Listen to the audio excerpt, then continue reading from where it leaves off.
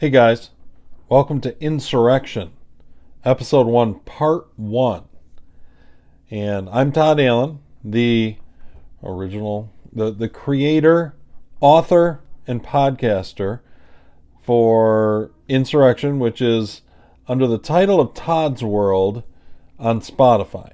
So if you look up Todd's World, the podcast Todd's World, Insurrection, that's where Insurrection is broadcast. And right now, all of Season 1 is on there. So you can go to Spotify and listen to all of it. This I'm going to do in shorter segments, and I'm going to just do the first part and kind of split the episodes up so we can fit them on here and you guys can get an idea of what's involved.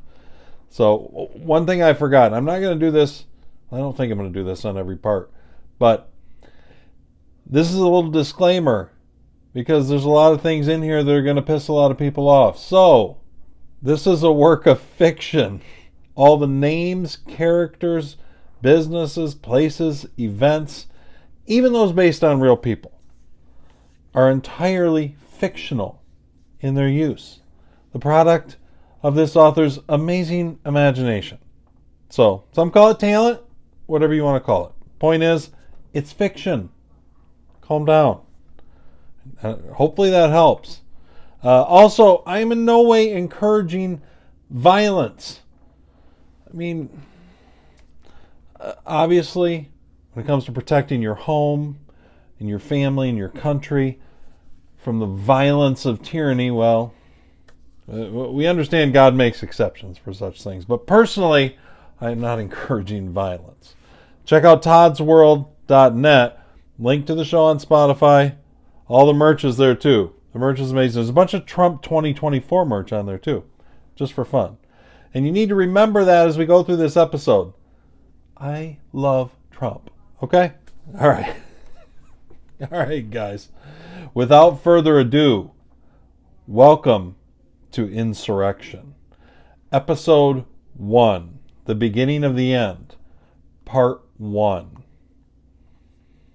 We hold these truths to be self-evident, that all men are created equal, that they are endowed by their Creator with certain unalienable rights, that among these are life, liberty, and the pursuit of happiness, that to secure these rights, governments are instituted among men, deriving their just powers from the consent of the governed, that whenever any form of government becomes destructive of these ends, it is the right of the people to alter or abolish it. The Declaration of Independence, July 4th, 1776. Episode 1, The Beginning of the End. For Beth Graves, it began as a dream and ended as a nightmare. Towering dark clouds gathered in the distance. Flashes of jagged lightning punctuated the darkness. The largest part of the storm lay ahead, some miles off, but the winds were high, and it was closing fast. She was standing in an open field, looking at the sky. Her skin tingled with the electricity in the air. The wind howled all around her, blowing her clothes and whipping her hair. She saw no sign of anyone else outside in the storm. Beth appeared to be alone, but she was very far from alone. A powerful presence hung in the air all around her. The presence knew her and hated her. And it wasn't just one, but many. They were searching for her, hunting her, and she was alone and exposed. And all around her the winds blew, and the storms raged, chasing her, closing in on her. Tears streamed down her face.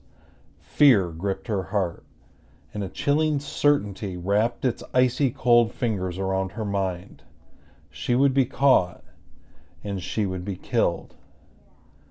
Voices rode the wind, strangers talking about her, dissecting her life as dispassionately as if it were an autopsy. Beth Graves finally dropped to her knees, put her hands in her face, and wept. Put her face in her hands. That's the problem. It's better on Spotify, guys. Okay, anyway, back. Beth Graves finally dropped to her knees, put her face in her hands, and wept. It was hopeless now. It had always been hopeless. She had tried to run, tried to fight, but that was all over now. They were here, surrounding her, waiting for her. When she opened her eyes again, the field was gone. She stood in a large amusement park, surrounded by roller coasters and rides and carnival stands offering games of all kinds. But the roller coasters rested silent, in various states of disrepair.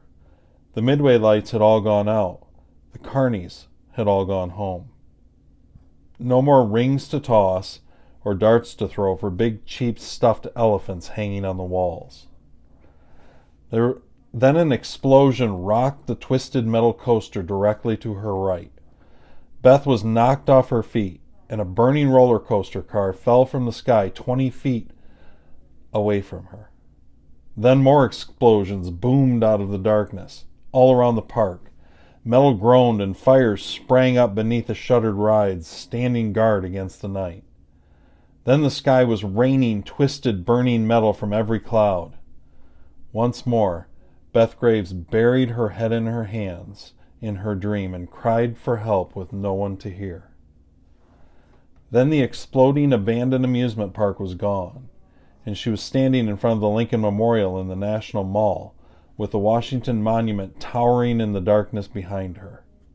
It was dark, but the lights were on. She stared at Lincoln sitting straight and tall in his giant stone throne.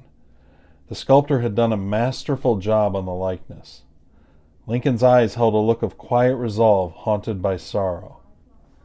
The storm still swirled all around her, dark clouds chasing the night. The air buzzed with electricity. Thunder rolled across the dark waters of the Potomac. The same sinister voices rode the wind, brooding in the storm's anticipation. Then a bolt of lightning struck close by, and Beth felt the stone steps tremble beneath her. A tornado touched down on the other side of the river, and Beth covered her ears from the roaring wind. Then the ground began to move, and she screamed in her sleep. She fell as the earthquake rolled across the National Mall in waves. She looked up at the Washington Monument, and the obelisk swayed in the night to a beat all its own. Suddenly, the monument's foundation gave out with a loud, sickening groan, and the obelisk began to fall. The crash felt like another explosion. Massive pieces of marble and granite hurtled to earth, crushing trees and buildings. More tremors rolled beneath the earth's surface, and Beth turned back to Lincoln. The marble pillars surrounding the statue began to crack, and small pieces of the building fell to the floor, exploding in dust. Her eyes moved back to Lincoln. His throne had shifted, and now he sat straight and tall at a slight lean. More tremors, stronger this time. Peals of thunder rang out from the dark sky, punctuated by flashes of lightning in the clouds. The bridge crossing the Potomac collapsed, sending cold water splashing over the breakwalls onto the road. The noise of splitting granite engulfed her, and she looked back to Lincoln one last time. The throne had tipped over. The 16th President of the United States watched the world fall down around him at a 90-degree angle. Then the pillars holding up the colonnade gave way, and the building collapsed on itself, and Beth Graves knew she was going to die. All that she had ever loved and known had been carried away. Just before the roof caved in on top of her, the world went dark, and Beth was gone. That's part 1 of episode 1 of Insurrection. Next one's part 2. See you guys.